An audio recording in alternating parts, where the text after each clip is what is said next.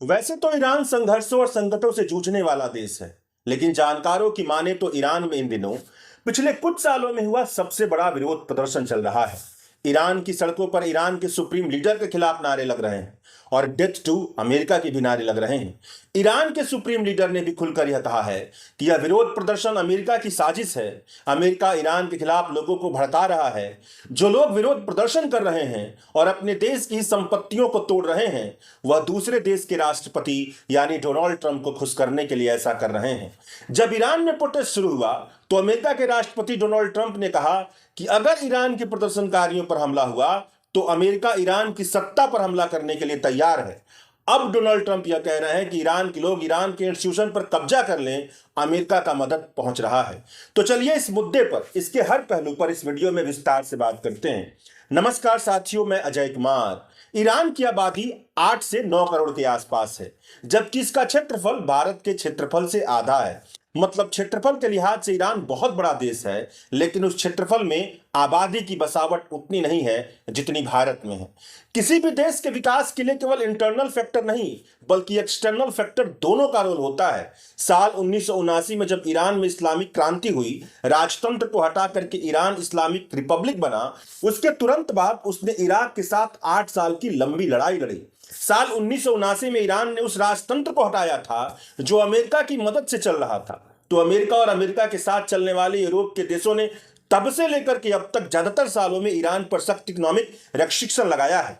खासकर तेल और पेट्रोकेमिकल एक्सपोर्ट पर पाबंदी के कारण ईरान की इकॉनमी बर्बाद हो गई है। अमेरिका और पश्चिम के देशों का इकोनॉमिक रेस्ट्रिक्शन का असली असर यह होता है कि जिस देश पर इकोनॉमिक रेस्ट्रिक्शन लगता है, मतलब आर्थिक प्रतिबंध लगता है, वह डॉलर के तहत होने वाले खरीद बिक्री के सिस्टम से बाहर हो जाता है, क्योंकि जो सिस्टम बना है वो अमेरिका गवर्न करता है। दुनिया का ज्यादातर ट्रेड डॉलर में होता है, इसीलिए ईरान डॉलर सिस्टम से बाहर हो गया है। ऐसे में ईरान वह ग्लोबल फायदे नहीं उठा पाता जो फायदा तेल की रिसोर्स पर टिकी अर्थव्यवस्था को मिलता है। तेल के रिसोर्स पर टिकी अर्थव्यवस्था वाले देश पर अगर इतने सख्त प्रतिबंध लगेंगे तो विकास की सारी संभावनाएं खत्म हो जाती हैं।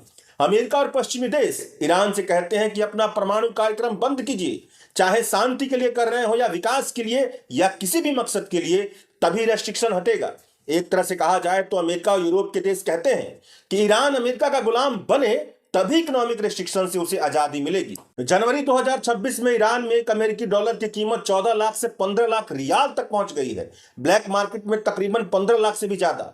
इस रियाल को आप भारत के 14 और 15 लाख के रुपए की तरह मत समझिएगा। ईरान की अर्थव्यवस्था बहुत ही ज्यादा जर्जर है कि 14 और 15 लाख रियाल में 2-3 दिनों का ठीक ठाक खाना भी नहीं मिल सकता। महंगाई 30% से 60% तक पहुंच गई है। बिजली कई कई घंटे गुल रहती है। जो देश डॉलर के अलावा ईरान और अपने देश की करेंसी में लेन देन करते हैं, उनके साथ भी ईरान का तेल व्यापार पिछले साल की तुलना में कम हुआ है। पिछले साल की तुलना में तेल एक्सपोर्ट में 7% की कमी आई है। इन सब ने मिलकर के ईरान में जीवन की लागत को बहुत ही ज्यादा बढ़ा दिया है, जीना बहुत मुश्किल बना दिया है। इसी स्थिति से ईरान का हालिया प्रोटेस्ट पैदा हुआ है। 28 दिसंबर 2025 से ईरान के लोगों के प्रोटेस्ट शुरू हुए और अब तक जारी है। दुनिया के किसी भी बड़े विरोध प्रदर्शन की सच्चाई जानना बहुत मुश्किल काम होता है। असली तस्वीर वही देख पाते हैं जो वहां मौजूद हो और खुद उसका हिस्सा हो। ईरान के संदर्भ में तो स्थिति और भी ज्यादा मुश्किल हो जाती है, क्योंकि ज्यादातर खबरें उन्हीं मीडिया संस्थान से आती हैं जिन पर अमेरिका और यूरोप का वर्चस्व और नजरिया हावी है। मगर फिर भी ईरान के प्रोटेस्ट के बारे में जो बातें सभी धड़े कह रहे हैं वह यह है कि ईरान में जो इन दिनों प्रोटेस्ट चल रहा है वह पिछले 3 सालों में हुए प्रोटेस्ट में सबसे बड़ा प्रोटेस्ट है। ईरान की जनता ईरान की शासन सत्ता यानी इस्लामिक रिपब्लिक की व्यवस्था से बहुत ही ज्यादा गुस्सा है। वह इस व्यवस्था को हटाने की मांग कर रही है, लेकिन जनता यह भी समझती है कि उसके देश की बदहाली में अमेरिका, इजराइल और पश्चिम के मुल्कों का भी हाथ है। तो ईरान में अगर ईरान के सुप्रीम लीडर अल खामेनेई के खिलाफ नारा लग रहा है तो डेथ टू अमेरिका का भी नारा लग रहा है। एक समाज जैसी प्रतिक्रिया दे सकता है। अगर उसके हिसाब से देखा जाए तो ईरान के प्रोटेस्ट करने वालों के बीच 3 धड़े दिखाई देते हैं।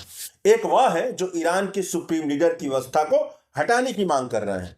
दूसरे वह हैं जो अमेरिका की बर्बादी का नारा लगा रहे हैं और सुप्रीम लीडर के साथ खड़े हैं। तीसरा धड़ा वह है जो अमेरिका और पश्चिमी मुल्कों को अपने देश में बिल्कुल हस्तक्षेप उनका नहीं चाहता, मगर यह भी चाहता है कि उसके देश की व्यवस्था में सुधार हो। बहुत दूर से देखा जाए तो इन्हीं सब के बीच ईरान का जो प्रोटेस्ट का सच है वह बसा हुआ नजर आता है। एक ईरानी अधिकारी के हवाले से खबर छप रही है कि अब तक के विरोध प्रदर्शन में ईरान के 2000 से ज्यादा लोगों की मौत हो गई है और हजारों लोगों की गिरफ्तारियां हुई हैं। ईरान के इस्लामिक रिपब्लिक की सुरक्षा व्यवस्था प्रोटेस्ट करने वालों को बहुत बुरी तरह से कुचल रही है।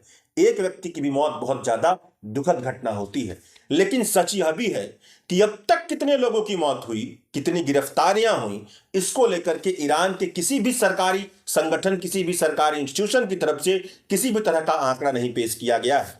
जिस अधिकारी के हवाले से 2000 से ज्यादा मौत की खबर छप रही है, उस अधिकारी की पहचान के बारे में कुछ भी अता पता नहीं। ईरान की अर्थव्यवस्था की बर्बादी अमेरिका के आर्थिक प्रतिबंध का सबसे बड़ा रोल है। अमेरिका ने इकोनॉमिक रेस्ट्रिक्शन को ईरान पर प्रेशर हथियार की तरह इस्तेमाल किया ताकि जनता शासन के खिलाफ सड़क पर आकर खड़ी हो जाए। ईरान की जनता ने जब सड़कों पर विरोध प्रदर्शन शुरू किया तो इजराइल ने कहा कि मोसाद के एजेंट प्रोटेस्ट करने वालों के साथ खड़े हैं। उसके बाद डोनाल्ड ट्रंप ने कहा कि अगर शांतिपूर्ण प्रदर्शनकारियों पर हमला हुआ तो अमेरिका ईरान की सत्ता पर हमला करने के लिए तैयार है। ईरान के सुप्रीम लीडर ने भी खुलकर यह कहा कि यह विरोध प्रदर्शन अमेरिका की साजिश है।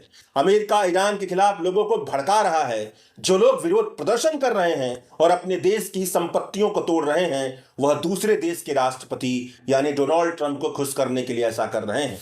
याद कीजिए कि यही ट्रंप साहब थे जिन्होंने 2025 में ईरान के परमाणु ठिकानों पर बमबारी करवाई थी। वह हमले अगर सटीक होते तो लाखों लोगों की जान जा सकती थी। इसी साल इजराइल ने अमेरिका की मदद से 12 दिनों की जंग लड़ी और ईरान के कई इलाकों पर मिसाइलें दागी। अमेरिका और इजराइल की जोड़ी ने ईरान के पश्चिम एशिया में सारे सहयोगियों को कमजोर कर दिया। लेबनान में हिजबुल्लाह को, सीरिया में बशर अल असद की सरकार को हटा दिया, गजा में हमास के लड़ाकों को नेस्तनाबूद कर दिया। तो क्या ईरान की जनता अमेरिका के इन सारे रवैये को नहीं देख रही होगी? अब यहां पर कोई कह सकता है कि क्या ईरान की बर्बादी में केवल बाहरी ताकतों का ही रोल है? क्या वह लाखों लोग जो ईरान के इस्लामिक रिपब्लिक और सुप्रीम लीडर की व्यवस्था के खिलाफ खड़े हैं, उनके विरोध में थोड़ी भी सच्चाई नहीं है? तो जवाब यह है कि यह बात बिल्कुल सही है कि ईरान के इस्लामिक रिपब्लिक की व्यवस्था कई तरह की खामियों के साथ चलती है। ईरान के मसले के जानकार कई सारे विद्वानों ने यह लिखा है कि ईरान की जो इस्लामिक रिपब्लिक की व्यवस्था ऐसी व्यवस्था है जहां पर पूरी शक्ति जाकर के एक सुप्रीम लीडर में बसती है। यह ईरान के स्वाभाविक विकास को रोक देती है। कहने का मतलब यह है कि ईरान की भीतरी खामियां भी हैं, मगर यह भी सोचना चाहिए कि अमेरिका, इजराइल और पश्चिम के ताकतवर मुल्कों को क्या ऐसी दशाएं पैदा करनी चाहिए जिससे ईरान में वह सत्ता आए जो अमेरिका को गुलाम बना दे, जिससे जनता सड़कों पर आ जाए, सड़कों पर आने के लिए मजबूर हो जाए, या ऐसी मदद देनी चाहिए जिससे ईरान का स्वाभाविक विकास हो, ईरान के लोग अपने भविष्य को तय करने वाली संभावनाओं को हासिल कर सके। मगर यह होता हुआ नहीं दिखाई दे रहा है। पूरे पश्चिम एशिया में केवल ईरान ही है जहां पर अमेरिका का मिलिट्री बेस नहीं है, जहां से अमेरिका के साम्राज्यवाद को कड़ी चुनौती मिलती है। अमेरिका की बहुत लंबी समय से यह चाहत रही है कि वह ईरान की आर्थिक दशाओं को इतना बर्बाद कर दे कि लोग सड़कों पर आकर के ईरान में वैसी सरकार बैठाएं जो अमेरिका की पिछलग्गी हो। इसीलिए ईरान में जो राजतंत्र 1979 में खत्म हुआ था, उसके उत्तराधिकारी जो पिछले 40 सालों से कभी भी ईरान में नहीं आए, ईरान पर उनके कदम नहीं पड़े, वह यह कह रहे हैं कि वही ईरान की शासन सत्ता को संभालने के लिए तैयार हैं, अमेरिका को हमला कर देना चाहिए। तो अब देखने वाली बात होगी कि आगे क्या होता है। शुक्रिया। द वायर के और वीडियोस देखने के लिए सब्सक्राइब करें और बेल आइकन पर क्लिक करें। स्वतंत्र पत्रकारिता की आर्थिक मदद करने के लिए डिस्क्रिप्शन में दिए गए लिंक पर जाएं और अपनी राशि चुनें।